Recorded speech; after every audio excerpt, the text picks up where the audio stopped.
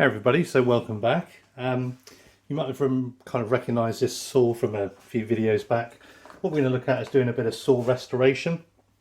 Now this is a small Atkins back saw. Some people might call it a carcass saw or a small tenon saw. It's a back saw, it is what it is. Ordered it on eBay a while back and it was in pretty good condition apart from being a bit grubby, but when it arrived, handle was like that.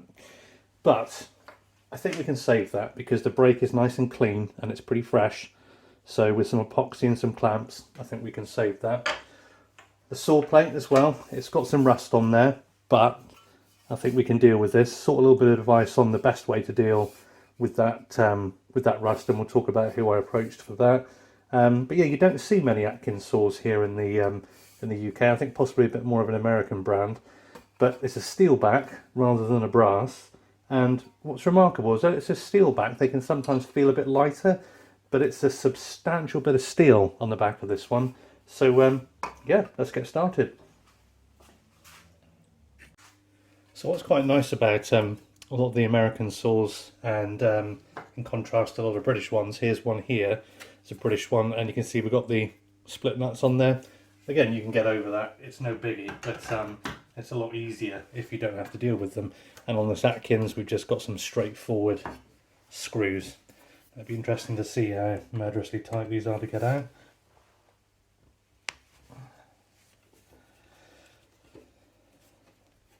Good. And like I said, this isn't a really tough resto. It's in pretty good condition, which is really nice.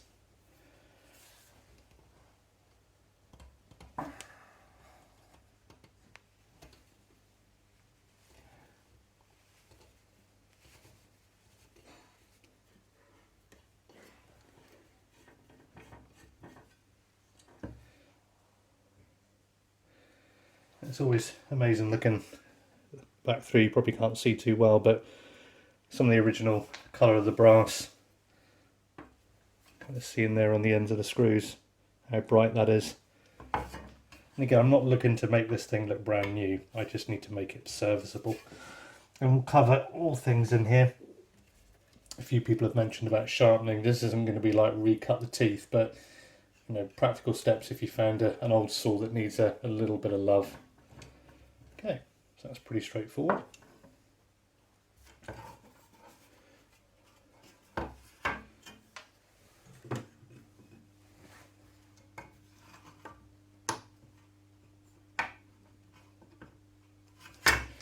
I think that might need a little bit more encouragement to come out. Then using my vise pulled out there, I've kind of got that handle supported and I can just gently tap.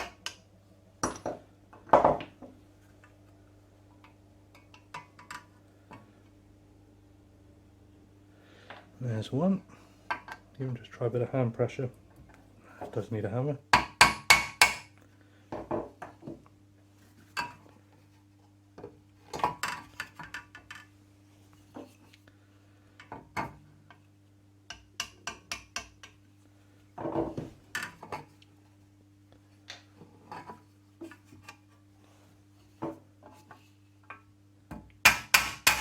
Oh, this one's a bit stiffer.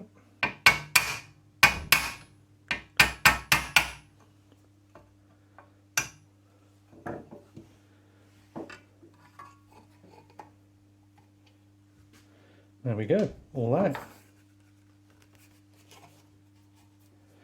I've got to be careful because I don't want to damage the handle any more than it already is. And off we come. Okay, and we're clear. It's kind of cool underneath here to see the saw plate and how bright it would have been when it's new. Obviously that's been under a handle for some significant amount of time, but yeah, okay, on to the next bit. So there we are, no glue on that, but like anything, it's good to have a dry run to make sure you can get everything squashed up. Now, I can still see a few little lines here and there, but the main thing is the surfaces are pretty tight. And I've got a procedure for how I can get that thing together. And that's a key with most kind of glue ups, whether it's a repair or whether you're doing a piece of furniture, is just to have a sequence in your mind. Now I'm going to be gluing that together with like a 2-part epoxy, and use whatever you want, but I would suggest something with a long open time. This has got about 90 minutes. So now I've got a procedure for how I'm going to glue up. I'm going to get a bit of that stuff mixed up and go for it. So all that careful planning and cramp preparation, yeah, didn't really work. So if you've got a Benny Hill soundtrack you'd like to play, go ahead. It'll make the next few seconds a bit more enjoyable. So the magic begins, or the ensuing car crash, one or the other. So I've got the painted ring shank nail system for applying the epoxy. Like I said, because I've got something that's got a long open time, I don't have to rush, and if the worst comes to it, I can just take it all off and begin again.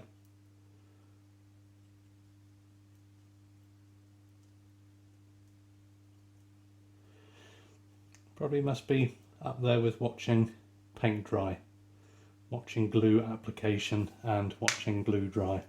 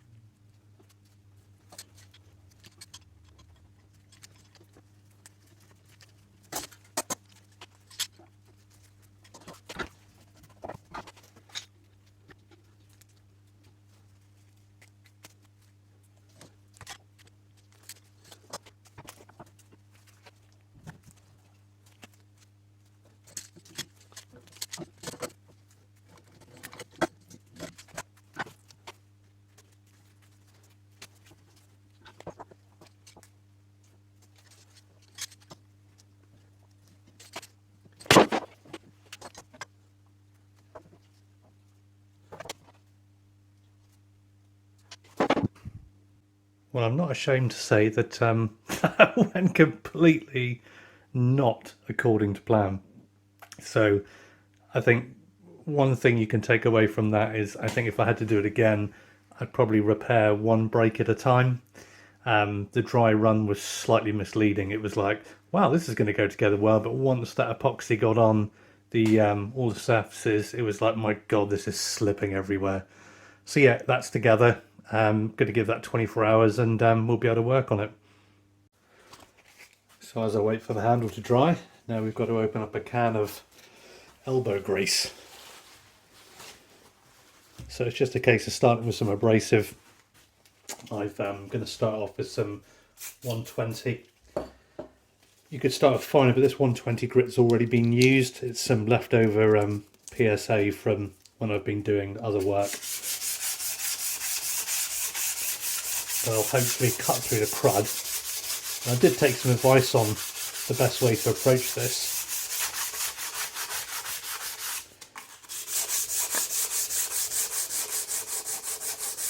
Using this kind of abrasive to start with just helps cut through the worst of it. And I'm not looking to make something look like a brand new saw. It's not my goal. What I want to do is have something that looks cared for and is going to be capable to be used on an ongoing basis.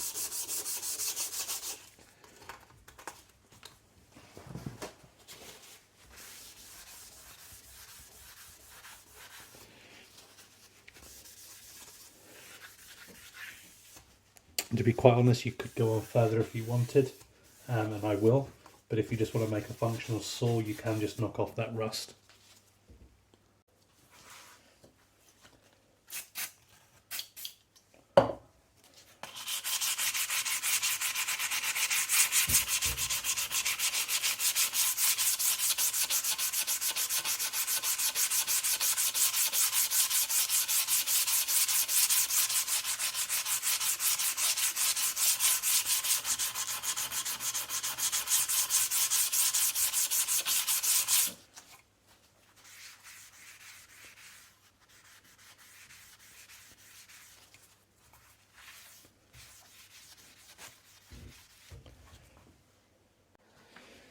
Just switch into something a bit finer. So I started off with like 120, just jumped up to 240. Again, all this best progression of grits. You'll soon discover what's going to work best for you. And on this one, I'm trying not to sand the teeth because it's actually in pretty good condition. And I shouldn't need to do too much to sharpen it up. And it's quite nice to use the abrasive wet. If you can, it keeps the dust under control and keeps the abrasive working for longer. Just think about your honing stones almost. It's unusual to use them dry, because if you do it, it blocks up all of the abrasive surface. But if we add something to float the particles away, the abrasive lasts a bit longer. So just again, I'm just going to carry on working through. And this will be quite good because once I've gone as far as I want to go, I'll be able to contrast one side to the other and we can review our progress.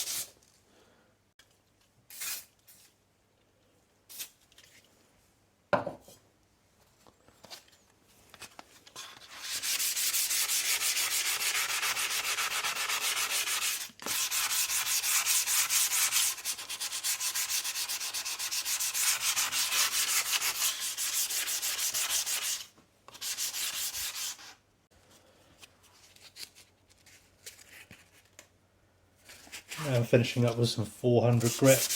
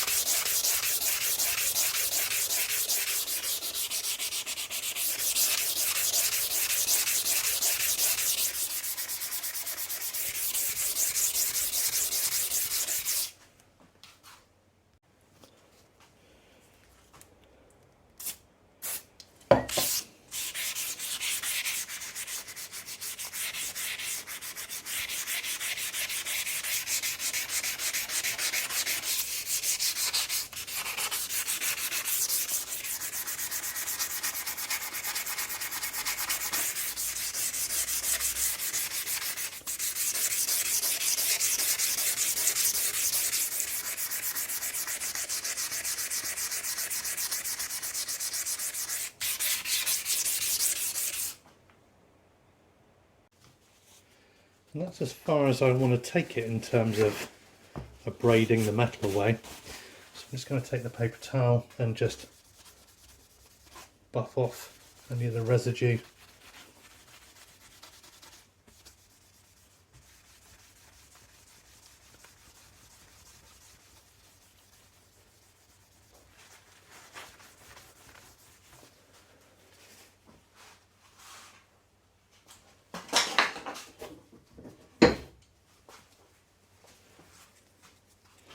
I've got one of these abrasive blocks.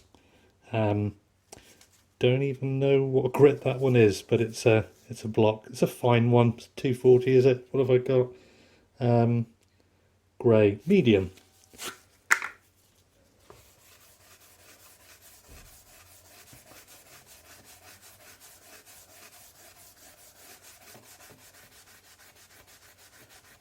That's quite handy for just a bit of finishing off.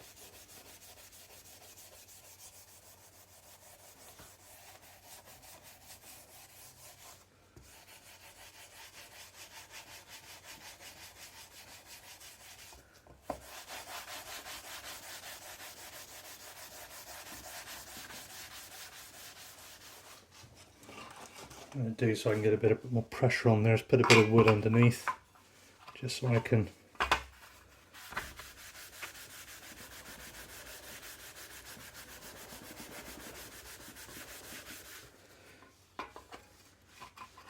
polish that out.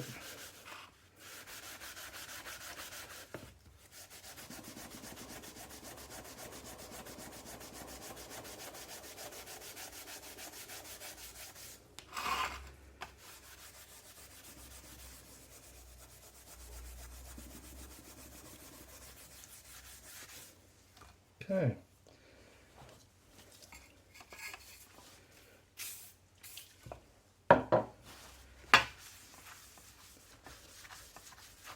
Like I said, I don't think you're ever going to get a perfect brand new saw plate unless you want to take a whole boatload of time. And part of the charm for me is this is an old item, you know. I like a bit of history with it. If we take a look now, we've got something that looks like this from something that looked like that, with some pretty simple techniques. So I'm just going to go ahead and work through the other side and we'll see where we're at. So just a recap, that's where we are. Again, you can see up by here with the handle, that's the perfect, but all this pitting, I can't get that out with how far I'm prepared to go, but it's nice and smooth. And when we compare it to the other side, that's what we started with. Okay, and for me, that now looks like a well cared for vintage saw. Okay. Well, it's nice to see these things coming back together a bit. There's a saw handle. Like I said, it was a nightmare to glue back together. Top tip, glue one piece at a time, I think. Even if you put the other bit in there just dry to just hold it in the right spot, it's just everything became so slippery. But that's why you give these things a go, so you can learn. I gave this one 48 hours to dry in the end, just to make doubly sure, and we're going to get that one cleaned up now. Now, unlike obviously working with planes and plane soles and all that kind of stuff, all I need to do is just rest a bit of abrasive down and then just see how we're looking. And there's quite a bit of grime on this one, which is unfortunate, but we can get through that. And be careful with dust, you know. Nothing wrong with popping a mask on. If you're raising dust, hand sanding creates dust. So a very good idea to get a mask on and to clean your dust up with a vacuum cleaner that's properly rated. Now I'll see if I can just work in those areas where we've done the repairs and see how visible they are.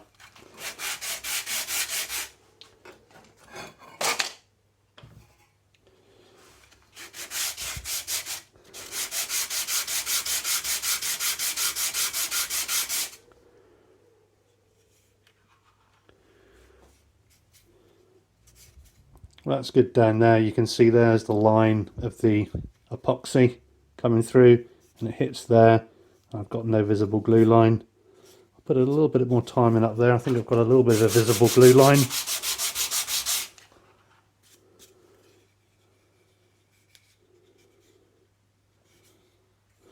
Yeah, I think if you know where you're looking, you can see the suggestion of one there.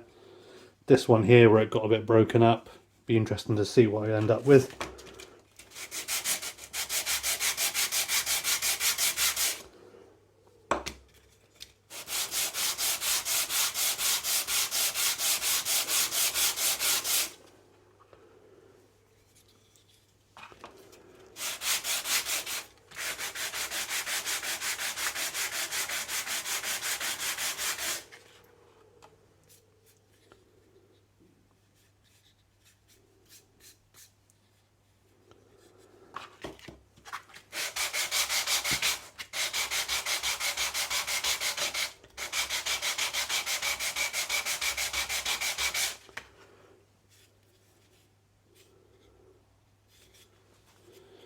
And all in all, that's not bad. I haven't gone down quite far enough, but I can tell when I do that I can blend all this in quite well.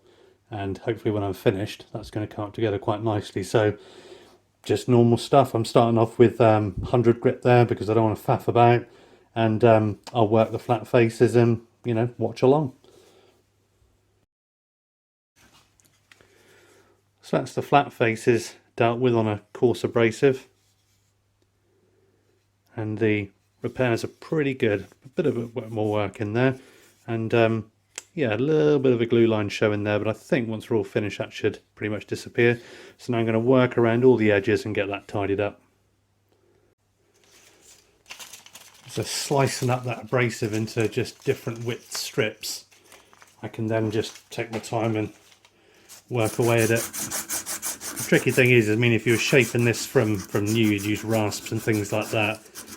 But there's claggy old finish on this, and using a bit of abrasive isn't too bad, and it's just a bit painstaking. But you've made a bit of progress there already, you know.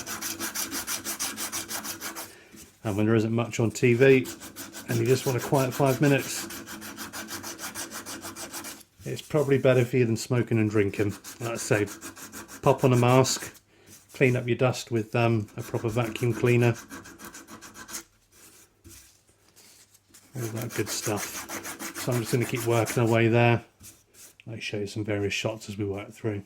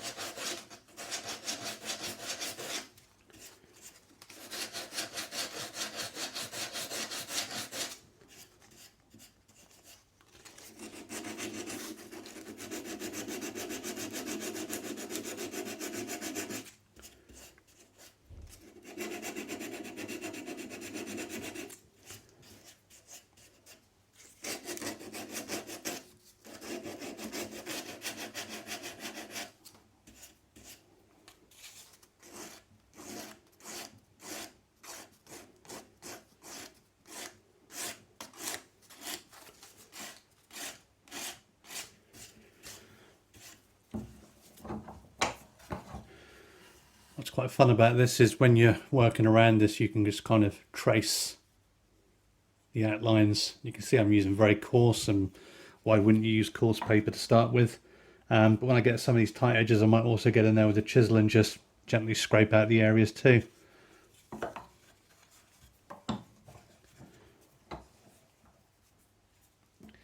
I did see once a guide online where somebody chose to use an upturned electric router and kind of ran that around the inside edges of these.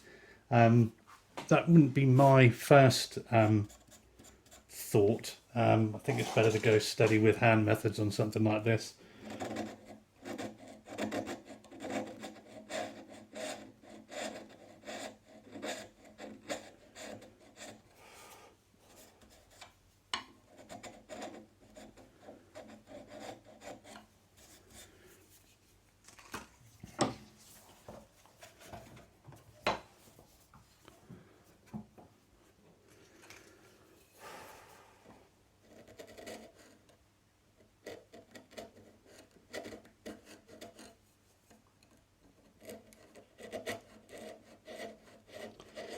This is one of the areas I would probably keep away from using abrasive, because there's detailing, and if you're not careful it's very easy to remove that detailing with clumsy use of abrasive.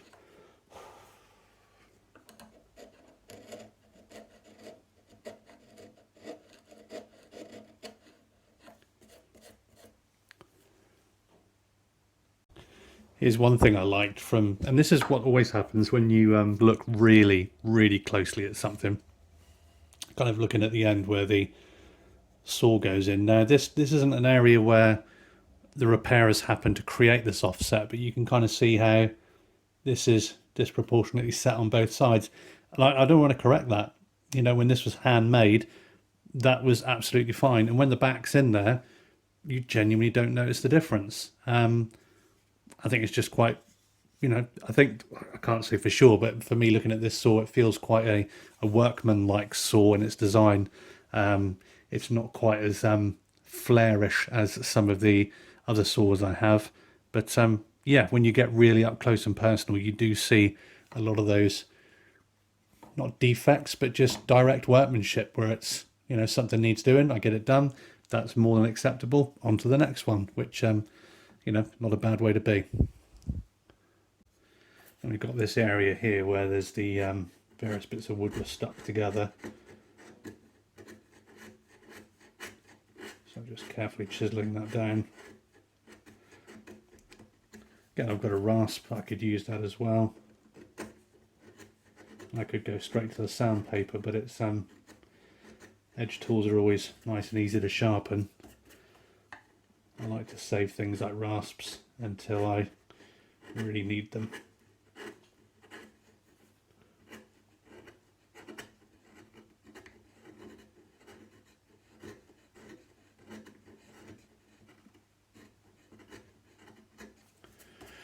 It's kind of fun also interacting with something like this. You kind of think not only about the person who's used the tool before you, but whoever made it, you know.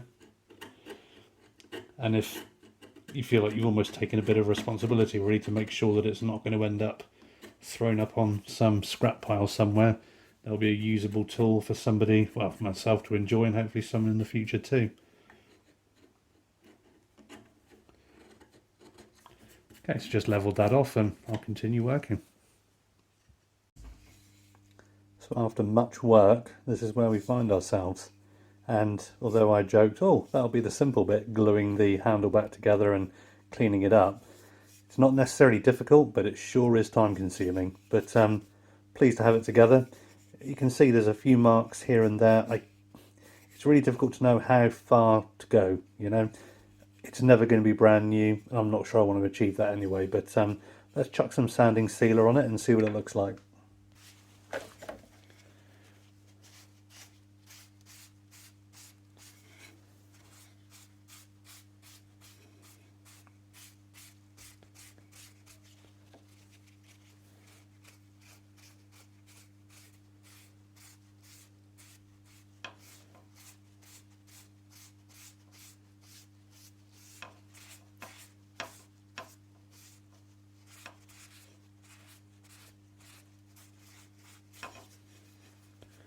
And just to get some idea of colour, that really brings it alive. And that's just a little bit of sanding sealer, so I'm just going to work my way around with that one now and get it all sealed in.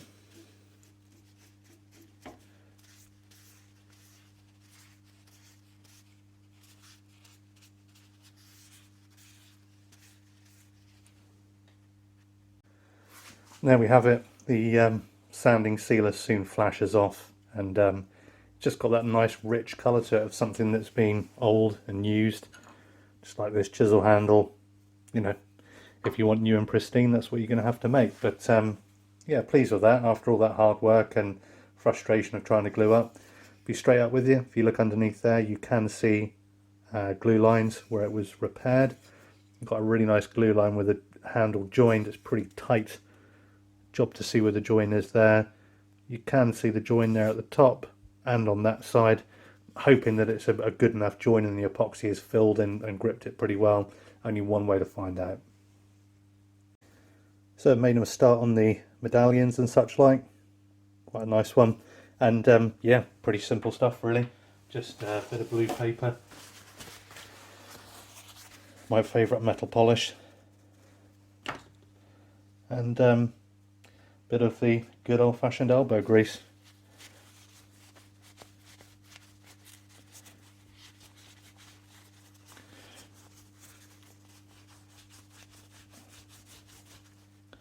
I'm sure if you're doing this kind of thing all the time, you've probably got your little rigs and polishers and, you know, things you can put in drills to polish all this stuff up, but I'm not really going to be restoring lots of saws. I've got one more panel saw that I'd like to do, and it'll just be on an ad hoc basis as and when I pick them up. So I'll do a bit more work than that, but, you know, just around the edges to bring it up, but, you know, simple stuff. Get them looking something like that one there that I've already done. That's the aim. That's in progress, and I'll just work through those. So there we are, all together and waiting for a sharpen up. Just my greasy finger marks now getting on the saw plate. Tricky thing is, I've got a saw vise, but I don't like it very much, and I'm already halfway through making one, so there might be a bit of a conundrum. Do I use a brand new saw vise that I make, or make do with what I've got? We'll see. But anyway, so far pretty pleased with that, and on to the next bit.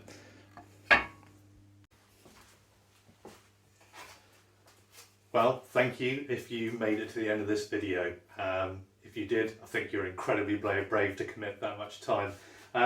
So yeah, I really enjoyed putting the time into this one. I'll put a link in the description to the sharpening, because that's another 20-minute video, and I think, you know, I'm not sure how much content you can digest in one hit.